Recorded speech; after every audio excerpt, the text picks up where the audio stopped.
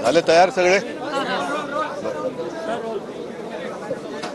मी माझं निवेदन करण्यापूर्वी काल 4 निवडणुकांचा जो निकाल जाहीर झाला त्यात मुंबई पदवीधर आणि मुंबईतील शिक्षक ह्या 2 मतदारसंघात महाविकास आघाडीतर्फे आम्ही शिवसेना म्हणून लढलो होतो आणि त्या विजयाबद्दल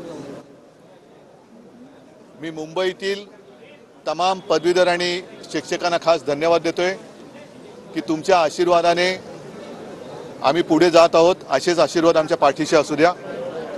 नाशिक आणि कोकण पदवीधर, नाशिक शिक्षक आणि कोकण पदवीधर इथे सुद्धा आम्ही लढलो होतो आणि तेथे देखील ज्यांनी ज्यांनी महाविकास आघाडीला आशीर्वाद दिले त्यांना मी मनापासून धन्यवाद देतोय। लढाईमध्ये हार जीत होत असते, काही वेळेला हार होते, काही वेळेला आम्ही जिंकत असतो। मी मागेही बोललो होतो की निवडणुकीतली हार जीत हा एक भाग जरी असला तरी हिम्मत हारता कामा नये। आता लढाईला सुरुवात झालेली आहे आणि आज आपल्याला सर्वांना कल्पना आहे की येत्या काही दिवसात विधान परिषदेच्या ज्या 11 निवडणुका होत आहेत त्यात आम्ही महाविकास आघाडीने आमचे 3 उमेदवार हे दिलेले आहेत। त्याच्यामध्ये काँग्रेसतर्फे सातवताईंचा आहे, शिवसेनेकडनं मिलिंद नार्वेकर आहेत आणि NCP आणि आम्ही सर्वांनी मिळून शेका पक्षाचे आमचे सहकारी जयंतराव पाटील यांना उमेदवारी दिलेली आहे आणि आम्ही तिन्ही पक्ष त्याचबरोबरीने आमचे मित्र पक्ष पूर्णपणाने एकजुटीने हे तिन्हीच्या तिन्ही उमेदवार निवडून आणल्याशिवाय राहणार नाही हे आम्ही महाविकास आघाडी म्हणून आपल्या माध्यमातून तमाम महाराष्ट्रातल्या जनतेला सांगतो आहोत।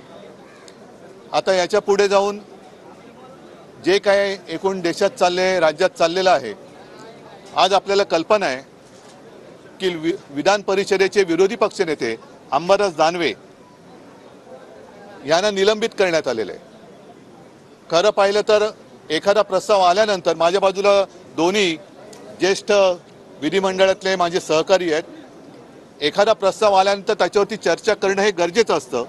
दुसरी बाजू मांडू देणं हे लोकशाहीसाठी आवश्यक असतं आणि त्याच्यानंतर हा निर्णय अपेक्षित असतो। ठीक आहे, निलंबन करायचं की नाही करायचं हा निर्णयाचा अधिकार हा अध्यक्ष महोदय किंवा सभापतींचा असतो, पण त्याच्यासाठी एकतर्फी निर्णय एका कोणाकडनं तरी मागणी झाली म्हणून निर्णय घेतला हे लोकशाहीला घातक आहे, लोकशाहीला मारक आहे आणि हा लोकशाही विरोधी निर्णय।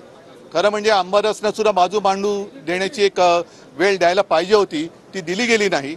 आमच्याकडनं कोणालाही बोलू दिलं गेलं नाही आणि जणू काही सगळं ठरवूनच हे षडयंत्र रचून विरोधी पक्षनेत्याला निलंबित केले गेले हे असं कदाचित महाराष्ट्रातल्या इतिहासामध्ये पहिल्या प्रथम झालं असेल।